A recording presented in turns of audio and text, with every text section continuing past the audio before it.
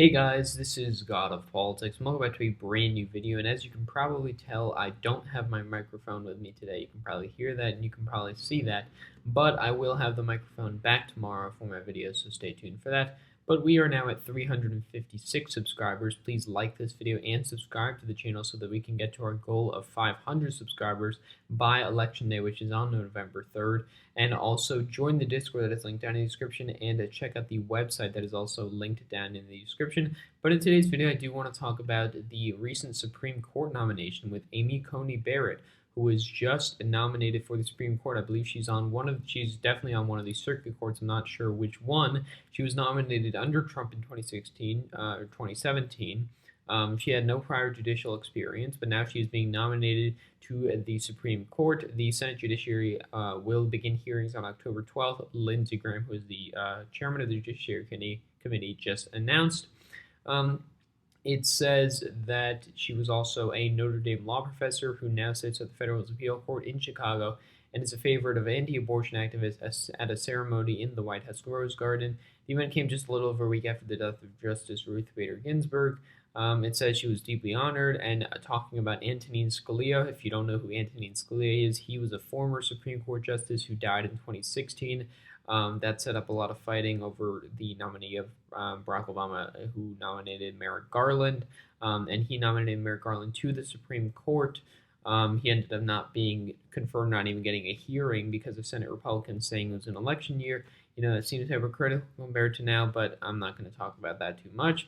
But about Antonin Scalia, he was described as an originalist, which is, interpreting the Constitution as what it would have meant when the founders wrote it.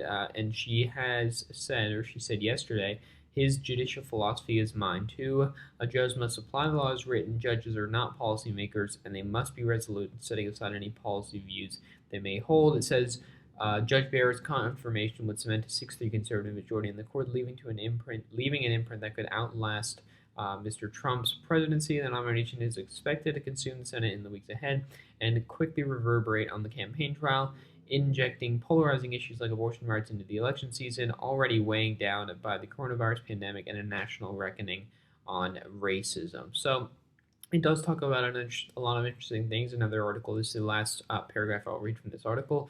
It says, Democrats still furious about Republicans' outright refusal to consider President Barack Obama's nominee to the court in 2016, as they talked about Merrick Garland, have argued that they have no right to fill a seat so close to the election, but locked in a minority, they are largely powerless to stop it. The Democrats intend to use the fight to stoke outrage about the possible loss of abortion rights and the Affordable Care Act, both of which could come under threat with Judge Barrett on the court.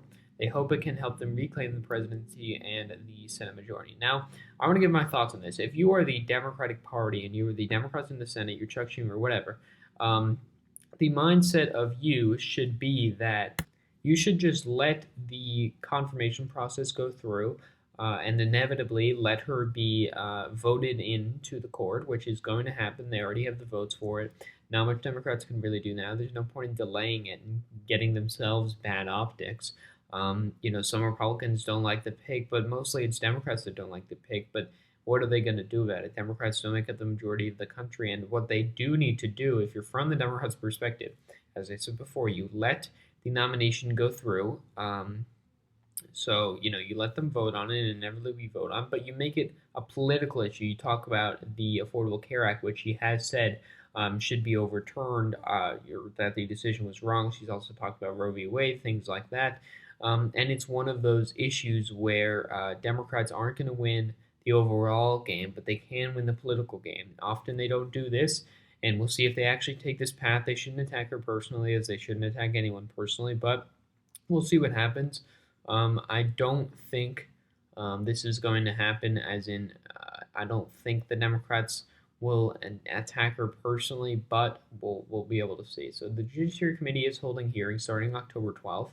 But speaking of the Affordable Care Act and abortion, what I just talked about, it says voters want the next Supreme Court justice to uphold the Affordable Care Act and Roe v. Wade. This is a poll from YouGov, who is not the best pollster, but they're all right. It says, thinking about the next Supreme Court justice, would you prefer justice who will vote to uphold or overturn the Affordable Care Act? Now, 51% support upholding it, 34% support overturning it. That is plus 17. So that is very popular for keeping the Affordable Care Act. Even 15% of Republicans want to keep it. About Roe v. Wade, thinking about the next Supreme Court justice, would you prefer a justice who will vote to uphold or overturn Roe v. Wade? 52% want to uphold it, and 23% want to overturn it. So that one is even more blatant. It's a plus 30 or 29.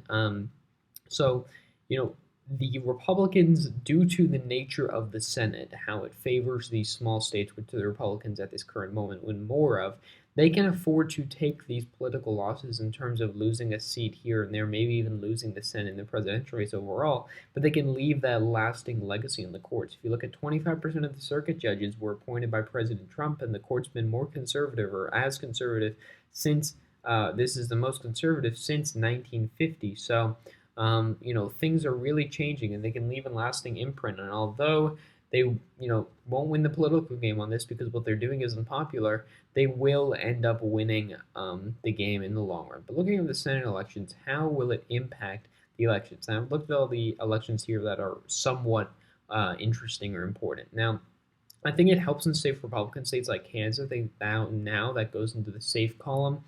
I would say it would help South Carolina with Lindsey Graham, but he's going to be the head of the Judiciary Committee. Just gives a chance for Jamie Harrison to raise even more money and blow even more money in a seat he's not going to win. But I'll just put that at likely, even though there's a poll that came out with Jamie Harrison up to today. It's his own internal. Don't listen to those kinds of polls. Alaska probably will have Dan Sullivan over Al Gross because Al Gross came out against the nomination process, and it is still a conservative state, even though it is quite a weird state. It could also hurt Steve Bullock because he's come out against the nomination. I'll still put it at lean for now, but Steve Bullock, day by day, I think he has worse chances of winning, but we will see how that goes. Michigan, I do think it helps Gary Peters. He's just the incumbent. He is on the Judiciary Committee, so we'll see how that turns out, but I don't necessarily think it helps or hurts Gary Peters, maybe a little bit of help. Tina Smith, it also probably helps. John Cornyn probably doesn't make a difference. I do think it hurts Cory Gardner a lot that actually put this seat in the safe column now. I think that John Hickenlooper already got an easy path to victory. Now he's going to do it almost by a safe margin. Mark Kelly could be hurt a little bit by this, but he's already ahead by so much that I don't really think it matters. Both of the Georgia seats probably will, get affected by this at all. I'll just put them lean and likely for now, but that won't necessarily matter that much. Joni Ernst could be helped a little bit from this.